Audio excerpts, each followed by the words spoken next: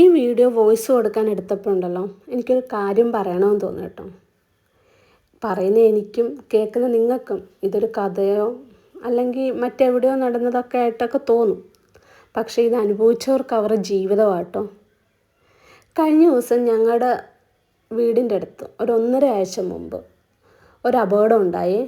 ഒരു മധ്യവയസ്കനെ രണ്ട് പേര് കാറിൽ മദ്യലഹരിയിൽ വന്ന് ഇടിച്ചിട്ട് നിർത്താതെ പോയിട്ടോ. വഴിയിൽ എവിടെയൊക്കെയോ വെച്ച് അവരെ പിടിച്ച്. പക്ഷെ ഈ ചേട്ടന് കാര്യമായിട്ടുള്ള പരിക്കുകളൊക്കെ ഉണ്ടെങ്കിലും ഹോസ്പിറ്റലിൽ ചെന്നപ്പം സ്റ്റേബിൾ ആയെന്നൊക്കെയാണ് പറഞ്ഞത്.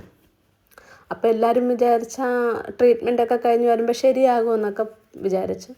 പക്ഷേ കഴിഞ്ഞ ദിവസം ആ ചേട്ടൻ മരിച്ചു കേട്ടോ. എല്ലാവർക്കും, കാരണം നല്ലൊരു ചേട്ടനായിരുന്നു, എല്ലാവർക്കും ഭയങ്കര വിഷമമായിരുന്നു. കാരണം വീട് നോക്കുന്ന, വേറൊരു ദുശ്ശീലങ്ങളോ ഒന്നുമില്ലാത്ത, എല്ലാവരെയും സ്നേഹിക്കുന്ന ഒരു പാവം ചേട്ടനായിരുന്നു കേട്ടോ. അതൊരു ഷോക്കായിരുന്നു. കേട്ടവർക്ക് എല്ലാവർക്കും മരിച്ചെന്ന് കേട്ടപ്പോൾ ഒരു ഷോക്കായിരുന്നു. ഇതൊരു ഒറ്റപ്പെട്ട സംഭവം അല്ലായിരിക്കാം.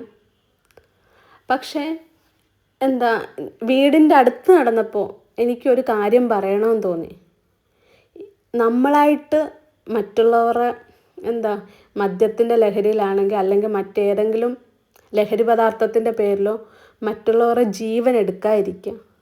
കാരണം അതെടുക്കുമ്പോൾ ആ ഇടിച്ചവരോ അല്ലെങ്കിൽ കണ്ടു നിന്നവരോ ഒന്നും ബാധിക്കത്തില്ല.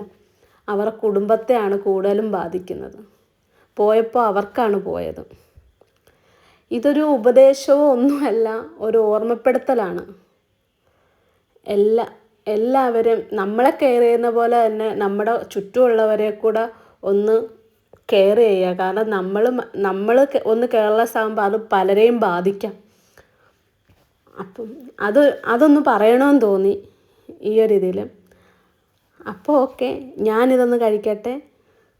കുടുവിനോട് ചോദിച്ചു കേട്ടോ, ഈ അട ഇഷ്ടമായോന്ന്. അപ്പോൾ കുടു പറഞ്ഞതാണേ. അപ്പോൾ ഓക്കെ, ബൈ.